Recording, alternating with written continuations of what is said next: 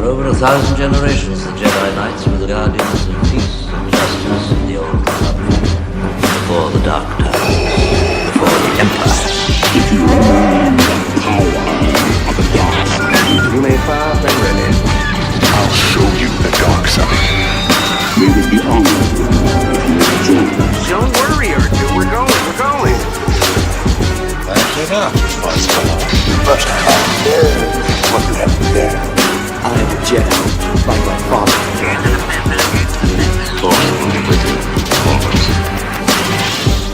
Welcome back to Star Wars, and I'm here with me. Yeah, Jude. All right, man. Classic Welcome back Star on the Wars. show. It's a classic show. It's just you and me this week, and we're doing it from different places as well, over Skype or whatever. Hologram. So, hologram, yeah. We thought we'd talk about Solo this week because we didn't talk about it last week, and gauge the reaction from listeners. Yes, and please. also talk about how it's been a massive flop, like financially for Disney. I mean, obviously, 100 million is still a lot of money, and most films. Is that how much they've made? Yeah, it's crossed the 100 million now, which it was struggling what to do. What should Disney? What do they say expect? flop is? I think they consider it considerably underperforming here. They would expect it to have crossed that in the first 2 days, and it didn't. It's taken like 5 or 6 days to cross it. However, there are other factors for that. It's the well, they spent right 240 million on the film production, 65 million on the marketing. So it's still got a long way to go before it actually makes any profit. And the other reasons are that this is the first time they've released a Star Wars film in the summer since like the prequel days, and that's one of the reasons why people think it's failed, like in that respect, because people are out having barbecues in America, like it's Memorial Day weekend. In the UK, we had a bank holiday, lots of holidays going. You know, lots of people go away for the weekend, go abroad and stuff, go camping. You know. So there's all these different factors for it as well. Also, it wasn't really a film that had a lot of anticipation. I mean, it didn't, did it? Really, there was not really any. As soon as it was, they spent ages announced, like not showing us anything. Well, there was bad marketing. I think. I think there was bad publicity. The PR wasn't great around it. Yeah, we had all that furore around the posters and the guns and all that nonsense. Yeah, you had changed directors. Then the rumours of being shot 80% again. There was just a lot of negatives running into this film. As soon as it came out, what everyone was saying online, on Twitter, on Instagram, who wants this film? No one. We don't need this film. And I think I think that feeling just sort of carried the wave. It doesn't matter how much of a Star Wars fan you are, it's not pulling the punters in. Yeah. But you know, the guys that I've spoken to around that have seen it, they all love it. I know the majority of things I'm hearing. I mean, everyone knows what we thought about the film. We spent like an hour discussing it in detail, but the majority of stuff I hear is, "Oh, loved it, absolutely loved it." So we have actually got a load of comments and whatever that we've received. We asked for you guys to get in touch with your opinions and thoughts, and we're going to read some of those out in a bit. Just I want to get your thoughts on this one. Yeah, mate.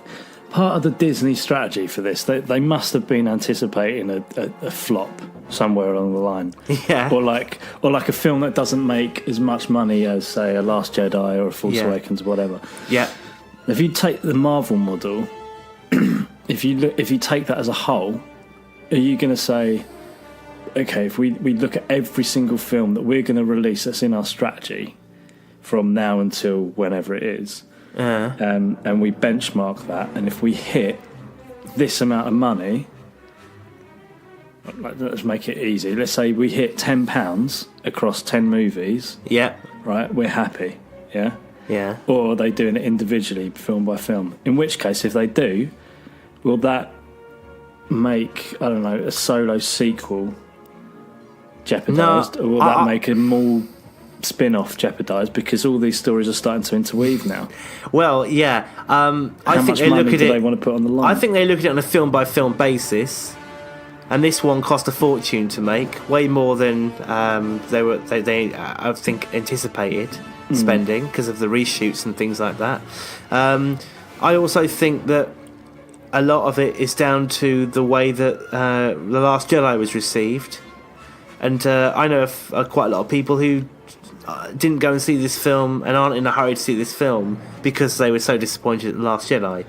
Oh, They're kind of doing that whole thing like, I've done all the midnight screenings. I'm not going to fall, for that trick again.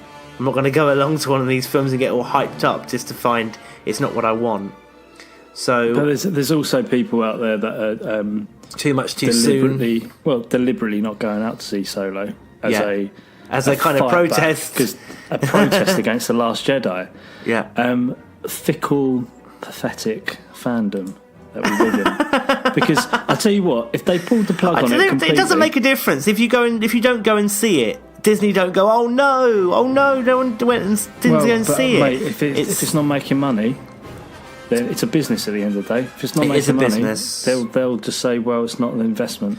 It's not a sound investment. They won't stop making Star Wars films. They'll just think their strategy of releasing them, I think. And they'll have to choose much more carefully about which characters or storylines and directors they use, and just they've got to think much more carefully about it. That's all. People's jobs are on the line. Oh, big time, mate, big time. But the other thing is, mate, is that oversaturation. That's oversaturated. Do you think that's a factor? Do you think we are massively? Did you not feel exhausted like before this film came out? When you sat down in the cinema, just thinking I feel like this is all a bit much too soon, and it's kind of nice that we're not going to have a Star Wars film now. I think it might be extra much too soon for us because we have to talk about Star Wars every single week, maybe it's just us that are feeling the. I've had a break, mate. I've had a break. You had a bit of a break. I've had to have a break. And it's been nice, so I'm back now. But for me, it's the I was thinking about it on the way home the other day when we went to see the film. For me, it's the equivalent of Christmas Day dinners, right? I wake up, I go. My mum says, "Do you want to come round to Christmas Day dinner?" And I have that dinner, and I go. Then my nan says, "Oh, do you want to have Christmas dinner?" I go, "Oh, go on then. I'll have some more Christmas dinner." I'm starting to feel full up. I'm sick of it. And then I go home, and Polly goes, "Oh, I've made you a massive Christmas dinner." By the end of that one, I'm sick of it. I don't want any more Christmas dinners. Do you know what I mean? And it's kind of like you need a bit of a break to look forward to it again. And, we will get that now, but obviously between now and then.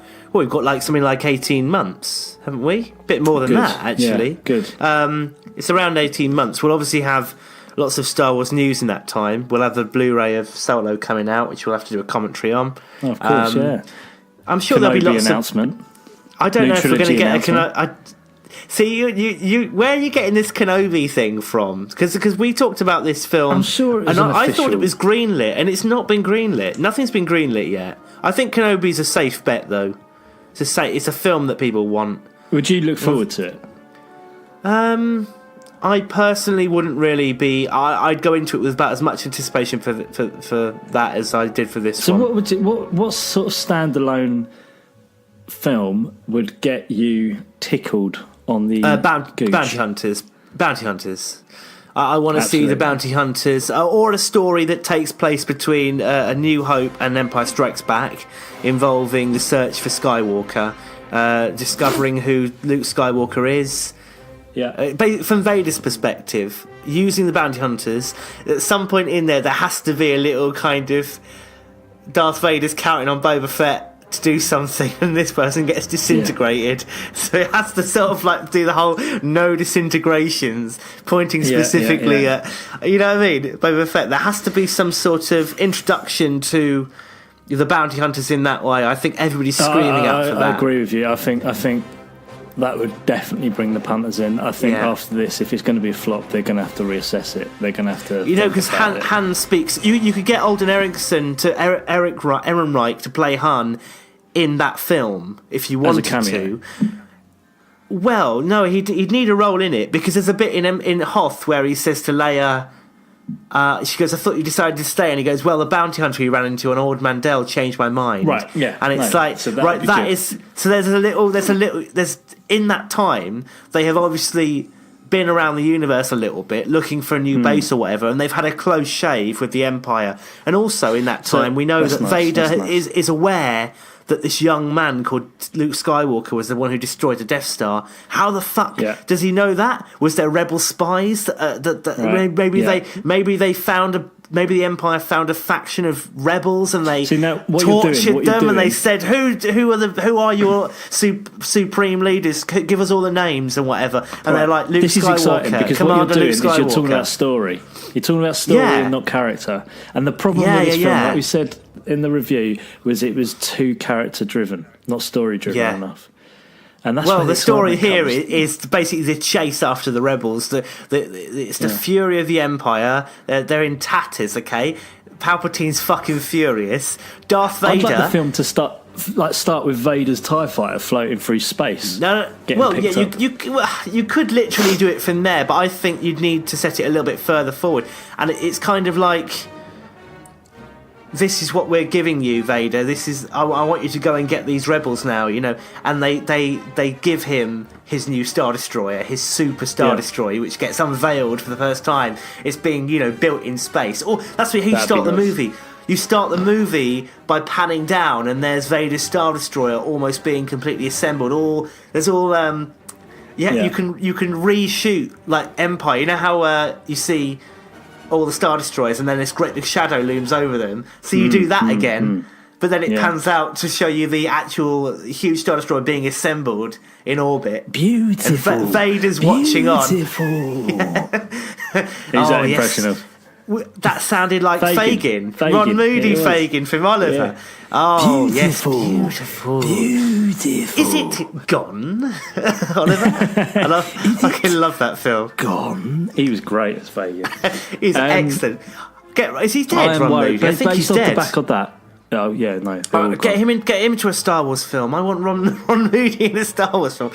Yeah, off the back of my little bounty hunter film. What? You excited for that now? You're rubbing your knees. I'm excited for that. I was going to say, off the back of our conversation, Mate, we should go and pitch it to Disney. Me and you. Well, I think the basis of what was happened with Solo in terms. Look, the thing is, it was a good film. It was a good film. They failed in the marketing. They did not market it properly. I couldn't tell you who the audience for that film was. It was an enjoyable Through film, the marketing. yeah? Through the marketing. What are you talking about Solo, mate? Yeah, I'm talking about the Solo. I mean, whilst I was it was- sitting it was there, an it was all right definitely movie. drived towards kids. It was underwhelming. But the marketing was for adults. Yeah.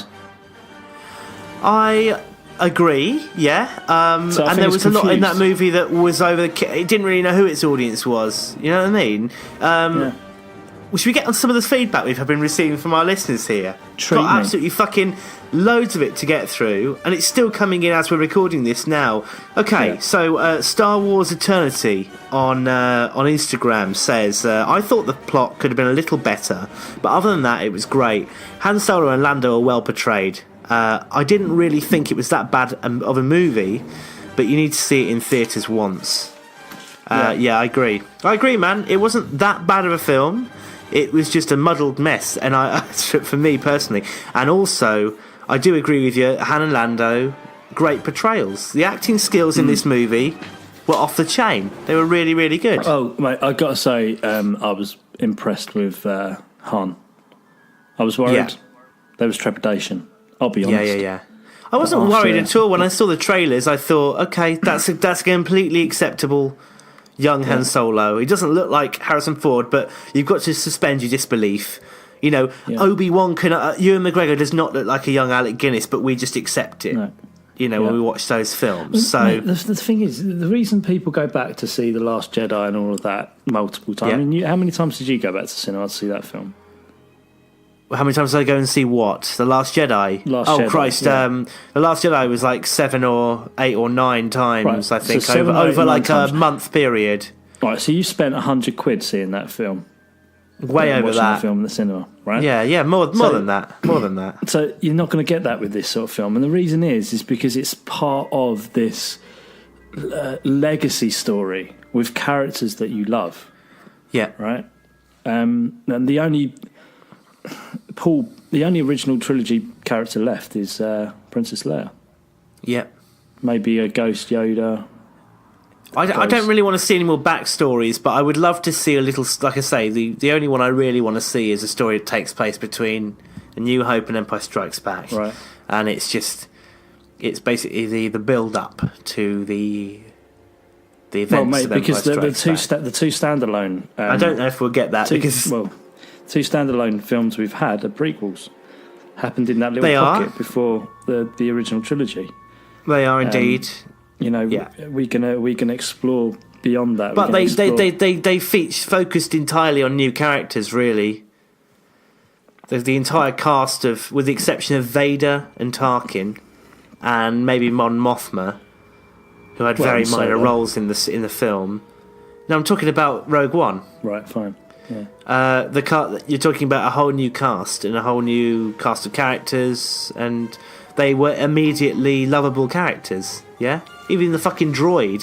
Whereas the droid in this one, quite annoying. I was A lot of we did get some really shouty comments about L3, which we'll get to at some point. I've got another one here from Sticky Pop on Instagram. He says here, they were too busy making sure there were dozens of nods to the originals and prequels to appease the fans that they forgot to leave room for a decent storyline. I know what he's getting to there. There was a lot of that self-referential sort of arse-licking type stuff. I think they kind of expected us to be elbowing each other, going, hey, did you hear that?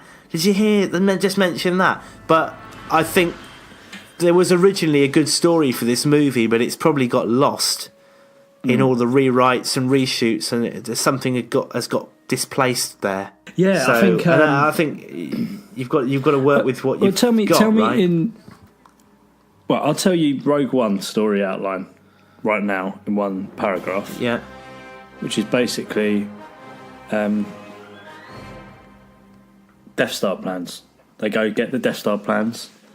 They win their first battle, and the Death Star plans delivered to the rebels.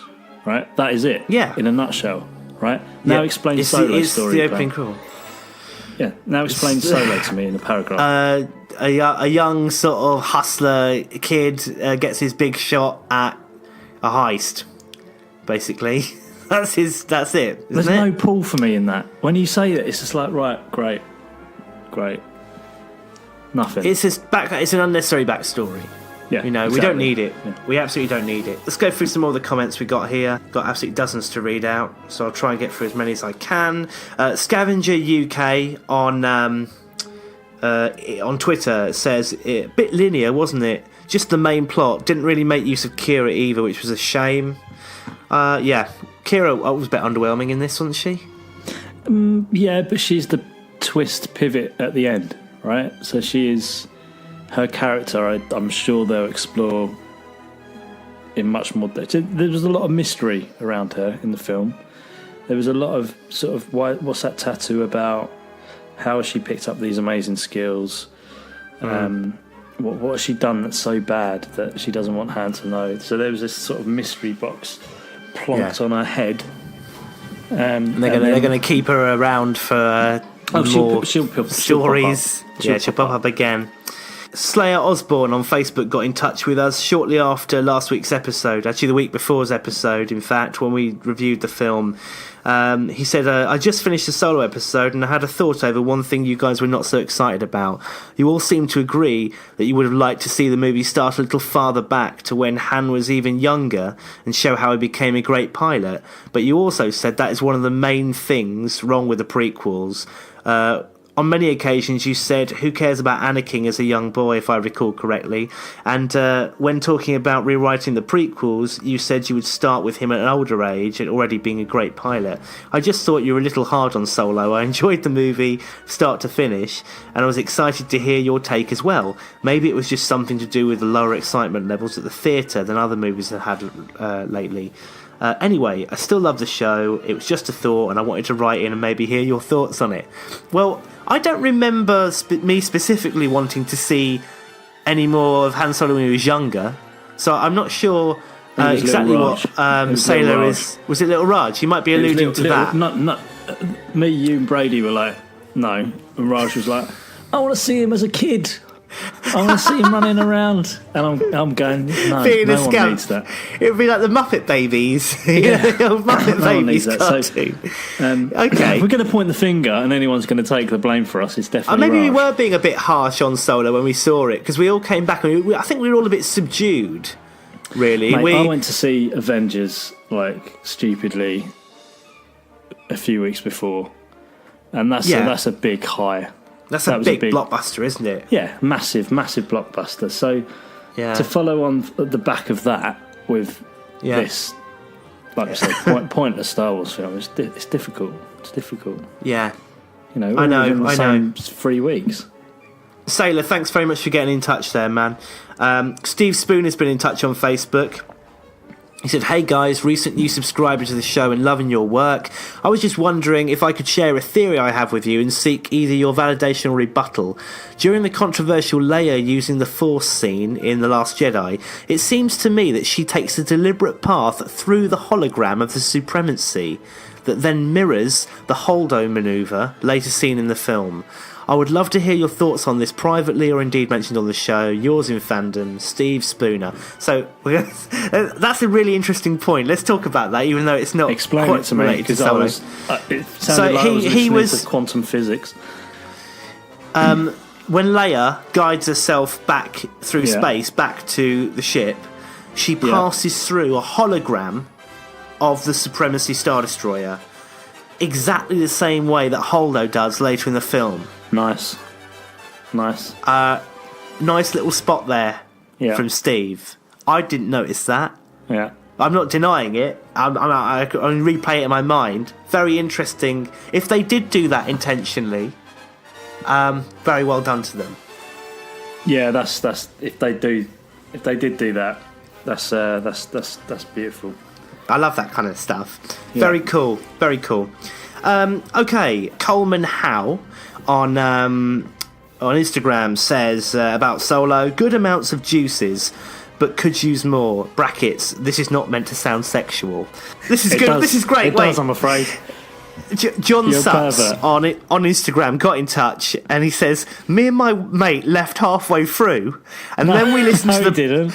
Yeah, wait, me and my mate left halfway through, okay? Then they listened to the podcast and heard Darth Maul made an appearance, absolutely gutted. So they literally went They home literally halfway cut their through. nose off to spite their face. Yeah, they've gone like, oh fuck, I've had enough of this, and just walked out halfway through. How impatient do you have to be? What bit do To you think they go, I walked paid out at? 13 quid for this and I got literally anything's better than this. You know what? I went to see Inherent Vice, the Paul Thomas Anderson film, and I'm a big fan of Paul Thomas Anderson. I like The Master a lot, and I like There Will Be Blood. And I went to see Inherent Vice with so much anticipation. Yeah. I found the film utterly annoying, and I walked out after about 40 minutes of it. It's Bloody hell. like a 2.5 hour film. I just got up and left.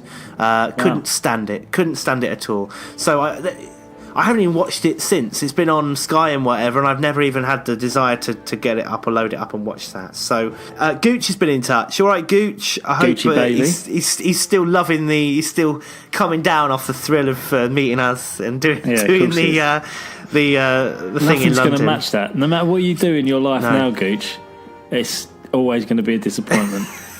Always. Okay. He said, I enjoyed it. I enjoyed it a lot more than I thought, but I wasn't blown away. It certainly isn't. It certainly isn't in my top 3 Star Wars films, but I had to give Alden Ehrenreich credit. It was big shoes to fill, and I felt he did his best. 6.9 out of 10. Yeah, fair enough, man. Fair enough. Round that up to the 7. You might as well. What's the 0.9 6.9. about? He wants to be very clear. It's not a 7. It's a 6.9. Right. Okay. Little Tillo on Instagram says, I really liked it. I wasn't mad on the war scene, but I love the details like how Han met Chewie and the game against Lando for the Falcon. Oh, and the liberal droid was a babe. She was a babe. She was crap. Okay, we've got Star Losers here on Instagram. Hi, from Argentina. We loved the movie, saw it twice, found it funny and entertaining, believed in Alden as Han. We love Woody Harrelson's performance. Lando was great, Kira too. But I must say that our favourite character was Chewie. I almost let a tear fall out when Han and Chewie sat at the Falcons of the cockpit for the first time. And what can I say about that awesome last-minute cameo? Yeah. Great movie, not a 10, but sure an 8. It doesn't deserve all the hate and the bad press it's getting. Thanks. Yeah, I agree. Thanks for getting in touch, Star Losers. Destin Abram has been in touch as well. I thought it had great character development throughout the story. Yeah, fair enough. The character development was there. Mm-hmm. You've got to say there was lots of twists and turns as far as characters were concerned. Yeah. And I really felt a little bit betrayed myself by Woody Harrelson. I wasn't expecting him to betray Han. I know he warns against it. Yeah. But I was thinking more like Han will betray him at some point, or you know what I mean? There's going to be like a double cross, or Lando will double cross him, or something. What I think it did really well is it really outlined the the type of world lifestyle that Han's getting into. Yeah, you know. Yeah, sure. It's big time. There's no rules, and that's why, and it kind of makes the relationship between Han and Chewie so much more special, because if someone that you think's got your back, Tobias Beckett, hasn't, and you turn around and shoot him like that, well, Han's a badass. But he is indeed. He'd never do that to Chewie. Julian_H86 has been in touch on Instagram. He says, I think the film isn't perfect, and it was always going to be a hard one to adopt other actors in highly familiar / iconic roles. But I saw it twice, and I think it's much better the second time around. I think in part it might be suffering a little delayed reaction because of the controversy regarding The Last Jedi, which I thought was awful. What I like about Rogue One and Solo is they give us a little more of that genuine original trilogy experience. The feel of the original trilogy was unique, and as fans we always want a bit more. The new films have lost that original trilogy feel. They are targeted at the next generation of fans. Fair enough. But I hope they keep making original films for us that want a lot more of that OT universe. I think they're going to always bring it back to the OT, because that's where that's where everything comes from, and you have to sort of please the OT purists, because there's some OT purists in all of us, I think. I think there is, but I think people say you can't bottle that type of magic twice. You can't catch. In a bottle twice, right? It was amazing they were able to do it with Empire, and they didn't really achieve it with. I mean, what they did with Empire was quite different to what they did with Star Wars. So that was kind of like lightning doesn't strike twice, like you say. Everything is a sequel.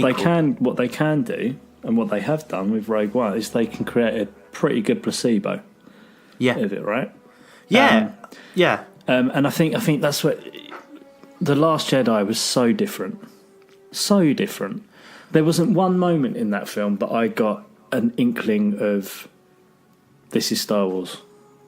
Not one. Not at all. Not at all. Not even Yoda. Okay. Apart from that, I think that's it. You might have. I think you're being a bit extreme. No. Apart from that Yoda scene, there wasn't one iota of this is Star Wars for me. And as soon as I got over that and reassessed, I was like, okay, well, yeah, it's a good film, but it's standing up on its own. It's a sort of and the further I get away from December 2017, the less fond I am of that film. Right. It's not a film that I'm fond of. I'm not saying it's a bad thing. I'm not saying it's a bad thing. So the last time you watched it was with me and Brady when we did the commentary. Yeah. It's I'm never I haven't even bought the Blu-ray. I haven't either. I don't even know if I've got it on my Skybox. I don't even think I do. It's just it's a film coming to Netflix soon, apparently. I'm not fond of it, and I can't. I don't know why. But I am fond of this Solo film. Okay. And there were moments throughout, and I think the beats of the film kind of, it gave me sort of these warm feelings of this is Star Wars. So Well, you even, always like, said the you're more- looking forward to going into this movie with a bag of popcorn and just having a nice time. I think we Exactly, definitely and did that was have it. a That nice was it. time, but I just don't think there was any don't look for something that's not here. Don't look Oh, for mate, I'm keen to go an back. amazing. I'm more keen to go back and see this film than I was Last Jedi, Yeah, without a doubt. cool. Well, I've not yet had that buzz, but I did buy the visual guide, the solo visual guide, to have a good look through there. And I got to say, one thing those visual guidebooks do is they really make you appreciative of the amount of production design that goes on in these movies. The amount of care in costume designing, creature designing, makeup, and prop building, and all this kind of stuff, and threading it all back in. You know, the Imperial officers Tag and Bink are in there. For God's sake, they're actually named in the book, and it's like, No, that's they're great. not. That's come from a little comic. They are, man. They are. Are they I'll send you a little. actually little Yeah, people? real actually, men? yeah, they're Imperial officers in the Oh, because in I this saw book. he Ron Howard took a photo did of a them. photo on Instagram. Yeah. Well, they're actually in the book, named official. So there's loads of little detail like that. If you look at the little descriptions and things, you'll spot little references to other things. I'm looking forward to going through and getting some photos on Instagram of all the Nice. little things I can find there. Professor Z official has been in touch. He says, I really found it boring to the point where I went to the toilet and found a vending machine to take up some time. That bloody machine charged me £2.50 for a Coke, 500 millilitres, but it was worth it. I was really disappointed by the movie, especially after buying VIP seats. Star Wars has just become trash now. I sort of enjoyed The Last Jedi, but I really didn't like Solo. I'll just stick with George Lucas's story. Plus, if Han's last name is because of where he's from or what he's done, does that mean Shimmy Skywalker can walk in the sky? Could she fly? So, good questions there from the professor.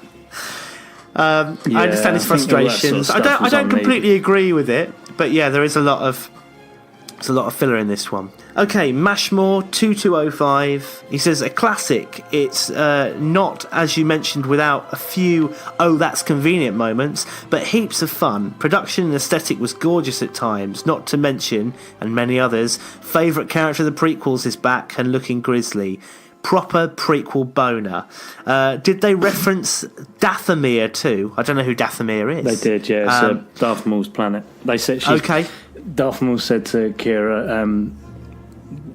"Come, Get your come ass and meet me to over here, Dathomir." love. Yeah. Sharpish. All right, and he concludes. I wonder if they'll retell the story arc from the Clone Wars, his obsession with Obi-Wan. I think so. I mean, that is literally the only reason Darth Maul was alive, to go and kill Obi-Wan. Seb Winskill's been in touch. He says Solo eventually finds its feet and the movie gets better as it goes, but we feel throughout the tension between conflicting visions of Howard and the original directors Lord and Miller. There is evidence of it, I think. There is evidence of a bit of a muddle there, particularly in the tone. Yeah. And it doesn't know whether it's supposed to be being funny all the time or whether it's supposed to be serious. And I never really felt there was a lot of threat in the movie. No. One of the things that's going to... this gangster's going to kill you if you don't do this job. Okay, well, I know for a fact these people aren't going to die, so it's not really a big deal. And MC's also... nest turned out to be a puppy dog. Turned out to be Tracy Beaker. Took off the mask. Tracy Beaker. Yeah. It's Tracy You know Beaker. what I mean? Right. I can't take Tracy that crew Beaker. seriously. And then the I know what he's getting at.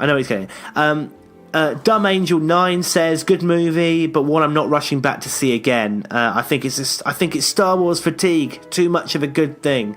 Well put, mate. Sknit87 has been in touch. He said, I really enjoyed it, but I felt with the ending being left open, why did they feel the need to cram so much of Solo, Chewie and Lando's history into one film, much like they do in the Marvel movies? I was hoping the Kessel Run would have been more of a trial and error when Han strips the Falcon down of all the luxuries into a faster ship. Still, the introduction of Maul baffled and excited me. Makes a Jude noise, in brackets. It's a shame we probably won't get the Kenobi / Maul finale on screen as we had it on Rebels. I'd score the film about a 7 out of 10. Yeah, fair enough, man. Mate, I really agree with the Kessel Run thing. That's the most disappointed I've been out of that film. Yeah. Was the Kessel Run. I really do agree with the trial. And the way the everything. ship just falls to bits, in the course of that journey, and ends up looking more or less like it does There's your Easy. new Falcon toy. Throw that in the fucking bin. You won't be needing that again. Oh, here's a fire toy that you can throw in and smash to bit. No, but trial and error would have been a brilliant crescendo to that film. Almost like a pod race scene where your heart rate is going. He's got her out, run all the. It just felt a little bit too easy. Yeah, Like that pod race Legend of scene in the prequels does actually really stand up, doesn't it? We watched we did that commentary on Phantom it's Menace. great. The pod race scene is one of the only great bits of that film, and it was does probably one of stand the up. only And great bits of the prequel trilogy. But I think for me, mate, true. it was just too easy, way too easy, and it really just tarnished the legend of the Kessel Run in 12 parsecs. Because he starts even fudging the numbers at the end. Yeah, he's I making up rounded how it many down. parsecs he It's did. like, right, okay. There's a little diagram in the book, the Solo guidebook of the actual hyperspace route, and then there's Solo's route, and he cuts straight through the middle of it, which you saw in the movie. Tom Giopri has been in touch with quite a long one, so bear with me on this. This was a Star Wars film which I personally was able most to relate to. At 19 myself, I began my adult life with a very optimistic, opportunist look on life, which is shared by Solo in the opening scenes of the film. The promise of returning to a loved one in some kind of fairy tale-esque fashion can be, for a lot of young people, a driving force in waking up. Reflections of the faults of parental relationships, or lack thereof in Han's case, are often easily dismissed by those heading into young adulthood, themselves believing that their life will perfectly fall into place. The gradual unravelling of this facade is done in a very emotionally realistic way, and along with the context of A New Hope, has been very eye-opening for myself in how I should look at the past relationships against the factors of time. I really enjoyed Solo. I think he's making a really good point there, something we all missed completely, which is the disappointment that Han sort of goes through in the over the course of the movie, and how his expectations are constantly sort of let down. He's betrayed, and he's even got this thing for Kira, and he goes back there eventually, or doesn't go back there, but he sees her again after all those years, and it's been a completely different story for her. Well, it's a really good point, because it that's the character. Yeah, That's how they've etched out that character portrait, and that's sort of the Solo we know when we first meet him in A New Hope. But the only person that didn't disappoint him was Chewie.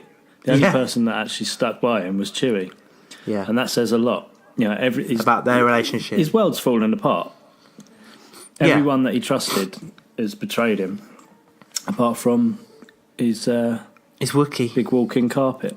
Wes of the Cosmos says on Instagram, I thought it was exceedingly average, but I did enjoy the fact it felt very Solo. It reminded me of the Legends book Scoundrels. I hated the part where he got his name, and I felt as if Kira had been a very bland character. The big spoiler at the end made me so happy, though. I've been wishing for him to come back for years, and I'm not disappointed with the reveal. Fair enough, man. I think. Do you know what? If Disney wanted to Even dip their big prequel toe- haters would have been happy with that ending. I mean, I wasn't big time. thrilled by it, but I wasn't disappointed by it. I just was like, No, but I think if Disney wanted to dip their big toe into do we push more, that's That's a good indicator. The feedback's positive. Yeah. Planet Express 1 has been in touch saying, I thought it was enjoyable. I'm a bit disappointed in the choice to keep these anthology films going with familiar characters. It seems like something I would have wanted as a kid, so perhaps that's the audience they have in mind. I think, generally speaking, most fans really enjoyed the new characters given by Rogue One. A familiar landscape with new characters made for great storytelling. I just fear that Rogue One may have been lightning in a bottle in terms of seeing something fresh. So far, I haven't been truly upset with any of the new films, and to be honest, even if any of them were prequel level bad, I'd still have fun ripping them apart with friends. The bar does seem to be set pretty high for the Star Wars series in a way that you don't find with other franchises, and that's definitely true. He's making a very good point there about how Why is we that, have do you this think? insane level of expectation. Because I think, given the disappointment of the prequels, and given the Disney buying the franchise, and there's so much at stake here, and they've got this bigger legacy that they can't fuck up, that they have to prove that they can do a better job than George Lucas did in the early 2000s. And obviously they've got humongous box office expectations to meet as well. They just set themselves unrealistically achievable targets. And if you look at the actual figures for these movies, I think it was really high with Force Awakens. Rogue One dipped. Last Jedi was just as high as The Force Awakens, more or less, but then it had a huge critical backlash. And this film's obviously the lowest opening weekend since Attack of the Clones, which is the previous lowest one. And that, I think a lot of that could be down to the disappointment with The Last Jedi, but it also could be down to the time of year, the way that you're releasing it on a holiday weekend at both sides of the world. People would rather be in the garden with a pool and a barbecue than in a cinema.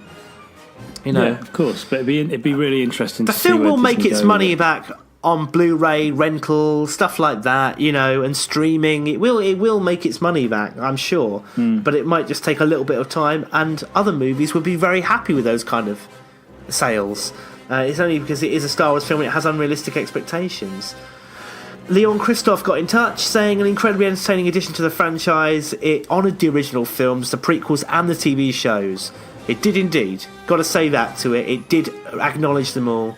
A really great time. I'd recommend it on the big screen to any Star Wars fan. I think you always got to see a Star Wars film in the cinema, though, whatever your feelings are about whether or not you rush out on opening day or whether or not, you know, you go to a midnight screening and all that kind of stuff. Go and see it in the cinema at least once, I'd say. It really did. It did touch on everything. The OT, the prequel. One of the prequel Easter egg I liked was when Tobias talks about killing Aura Singh, the bounty hunter. Yeah, you mentioned Loved this that. to me, and I was like, "Who's she?" But yeah, it's great. Yeah. It's really, really cool. So she's in Clone Wars, but she's also she can also be seen watching the pod race on episode 1. She wears that orange jumpsuit. She's white skin. Right. Okay. And a red ponytail. And she's just looking over the balcony as Anakin. And those guys are speeding past. Okay, cool. We'll take a little screenshot. We'll flag her up and do a little post on Instagram. Jay Betts got in touch as well. He says, I don't even care what anyone else says. It was 10 times better than The Last Jedi. I went in with only the stuff from the first trailer and I was pleasantly surprised at how good the film turned out. Apart from the ending, too many things left unanswered. I'm guessing it's so they can make a sequel, but there has to be a better way. They could have ended the film to make it lead onto a second one. I personally was expecting Han and Chewie to arrive at Jabba's palace at the end of the movie, to walk in there and have this kind of audience with Jabba's palace, and then like Han's looking all chuffed at himself that he's been accepted into this community, and he turns to his left and Boba Fett just nods at him respectfully, and that it's kind of like the beginning of an unlikely friendship that's actually going to end up being, you know what I mean? That's how I would have written the ending. That would have been brilliant. That don't even talk, John, because that was better than the crap that going up to Lando on some weird. He's wearing a Hawaiian shirt, which annoyed me. Oh yeah, that weird Hawaiian That shirt. was crap. I've got a big close up of that in the book, and it's got all spaceships on it. But I'll show you later. It's got like a bit like the kind of luxury ship that Padme has, the kind of silver one. I'll show you a close up of it later. It's a really unusual, but it is definitely like a piss take kind of Hawaiian shirt, isn't it? Yeah. It's like why not visit Scarif? Which got a mention in the movie. It did, didn't it? Did it? Did it say something about we might go to Scarif or something like that? Oh yeah, it did get a It was mention. when they were thinking about running away or something. That's wasn't it. Yeah. We could go to Scarif, as if you want to go there. And that's quite beautiful that everybody thinks it's paradise. It's actually this imperial city. Yeah. Who's this? Joe Hickey was in touch as well. He said, I thought the film was actually a lot better than I thought it would be. Alden did a great job in the solo role, and Donald Glover smashed Lando. I thought maybe Kira was slightly underdog developed, but that's a minor. I'm a huge Fatty Moore fan, so I was madly excited when he made an appearance. I don't know why it says huge Fatty Moore fan. Do you think that's autocorrect? Renaming that, or is he known as Fatty Moore by the fans? Fatima. No, he puts, I'm a huge Fatty Moore fan, but I think maybe his phone is corrected Darth to Fatty. So it could be. I'm a huge Fatty Moore fan, so I was madly excited. I just googled Fatty Moore, as in M-O-R-E. I was like, who the hell's Fatty Moore? I've never heard of that actor. I'm a huge Fatty Moore fan, so I was madly excited. It's just called Moore. It's just called Moore in that film. There's no Darth. That's true. When he made an appearance, I give it a solid 7/8 out of 10, and I'd say it was better than The Force Awakens. All right, Joe. Treat yourself. That's about all we can read out. We got some huge ones, which I could try reading out if you want to bear with me a minute. Pop them at the end. Okay, cool. We'll pop some more on at the end. So, massive thanks to everybody that got in touch. Sorry if we didn't get to read yours out, but have a listen at the end. We'll read out some more. Jude, Westfield Shopping Centre, Stratford, where we went and saw that wonderful Void virtual reality experience. If you guys were listening to our show and wanted a bit of that action, you've only got until about the middle of the way through June to go. The last available date for booking visits to it is the 19th of June. After that, it is gone for good, or you're going to have to go somewhere else in the world to go and do it. So get your asses down there pronto, and you can visit. I think it's the website is. What is the website for it? I'll tell you what it is. thevoid.com, and then you can just select where you're gonna go and what you're gonna see. But yeah, do go and check that out before it expires, because once it's gone, man. You're never going to be able to experience the joy and the fun of it all. It was good, it's a sad man. thing. It was really good. It's immersive. Brady needs to get down there, and Raj as well. It lived with me for days. How do you feel about missing out on the Comic-Con thing the other week? Because your house is... How's your house? Is it still standing?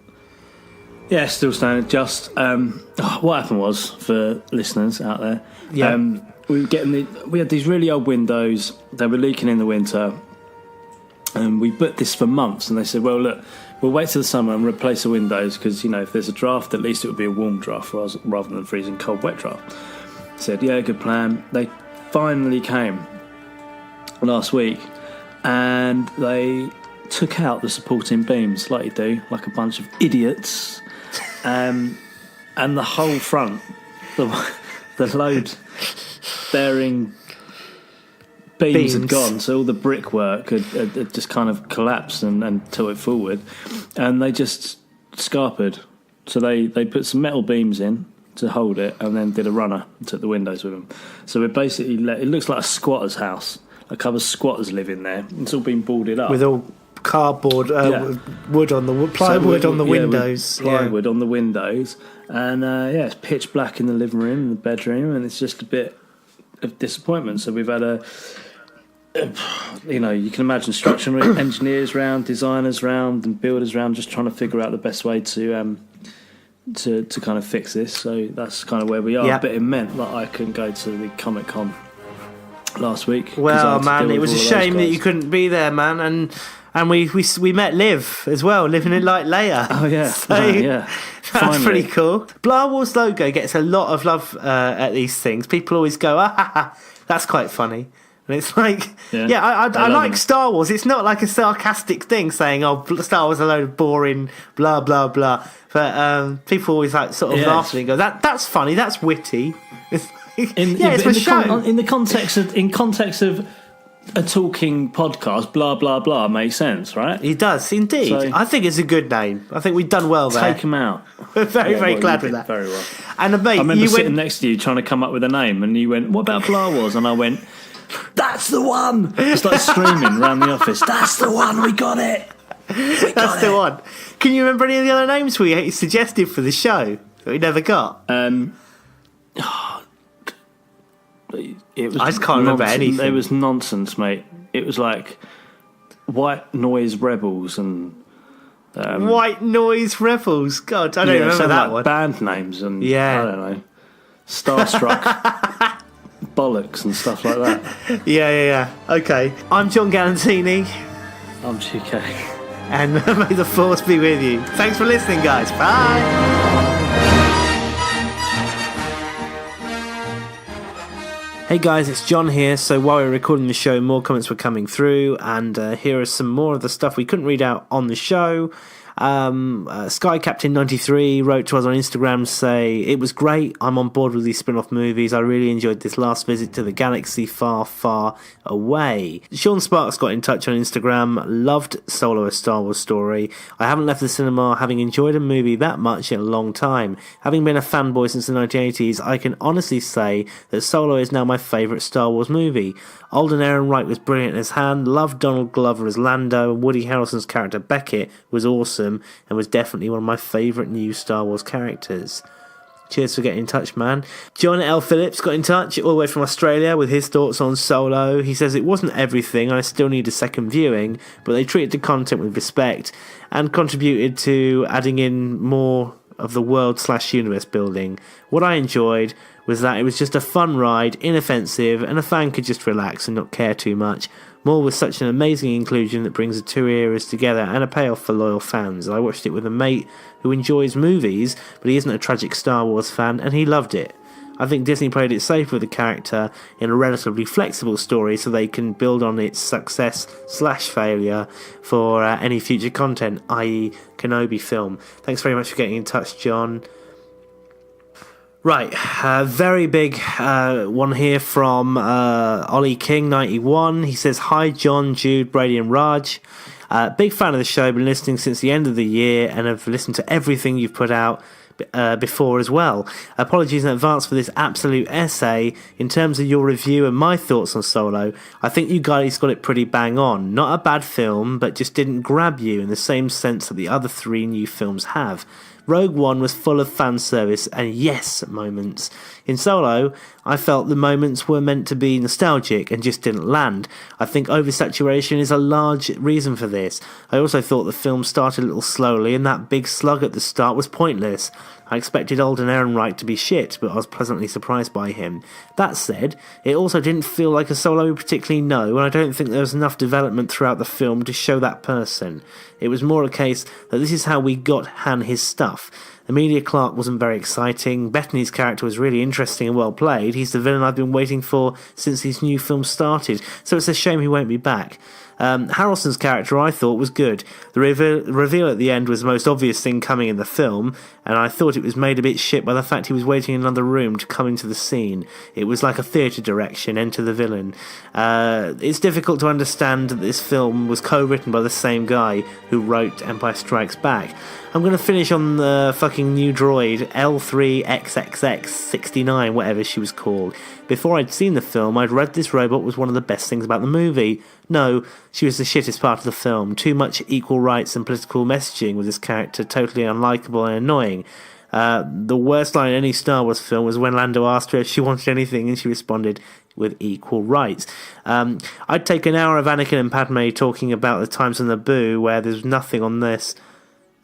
I'd take an hour of Padme talking about the times on Naboo where there was nothing but their love and other shit like that. Star Wars doesn't need this much political messaging in their films. It's not what the films are about, and it's just going to alienate the old fans. Isn't going to draw any new ones in. I know this review sounds more negative than anything, but I did enjoy the spectacle of the film. It was a fun and a little pointless, but I didn't find myself caring too much for the characters. 6 out of 10 for me. Thank you very much for the long review there, Ollie. You know what? Something I haven't actually mentioned about this movie, something that really struck me when I watched it at the cinema, and I didn't actually mention anything about it when we did our review or in subsequent shows, but the lighting. I really struggled at times to see the screen. I was sitting in the IMAX. It just seemed like the brightness had been turned right down. And I know I had the IMAX 3D glasses on, and I wondered if that was something to do with it. So I'm very interested when I do actually get the opportunity to see it again. Like I say, I'm not in a hurry to go and see it again, but when I do see it again, I will be seeing it in 2D, and I'd like to see, hopefully, a bit more a brighter picture that time around, because some scenes were so gloomy and murky, particularly the first half hour or so of the movie. I did struggle with that, and I thought that did sort of leave a sour taste in my mouth at the time of viewing it. This is from Director Krennic. Hi guys, Greg here from Australia. Well, I've seen Solo twice so far, with another viewing coming up in a few days' time. What do I think of Solo? Well, I loved it. I had fun with this film. I laughed in parts and caught myself with my mouth left open in other parts. Brackets Maul. I even felt bad for L3. My wife and my mother came with me to the midnight release, and my wife liked it and would like to see it again. Mum loved it. I felt that the pacing, jumping from planet to planet, reminded me of Raiders of the Lost Ark, which made sense to me since Lawrence Kasdan worked as a writer on both of these films. I understand people dislike this film due to hating The Last Jedi, and the fact that others are saying this is not their Han Solo. I know there is no such thing as a perfect film, and this Han Solo film is not perfect, but as a standalone film based upon Han Solo, I think it did the job, and for me, it's fantastic, and I will buy the novel and the Blu-ray. Well guys, thank you very much to everybody who got in touch with us this week with their feelings on the movie. It's always so much fun to read out your opinions and hear what the fans think and notice, and you guys are always bringing cool stuff to our attention, so thank you very much, whether you follow us on Instagram or Twitter or Facebook. When it comes to social media, those are the real main ways to sort of keep an eye on what we're doing on the show. Instagram being our biggest, only because we've got the biggest following on there and we tend to all use that one quite significantly. We're going to try and make sure to include everything we do on Twitter and Facebook, but we do need to build up numbers on those pages. If you have got 5 seconds spare, please do go over to iTunes and leave us a review. We've got great reviews there so far. We just need more of them, really. The more reviews we get, the more notice we get, and that really helps us out. And just a thank you for your continued support and listening to the show. We'll be back next week. Cheers guys, bye.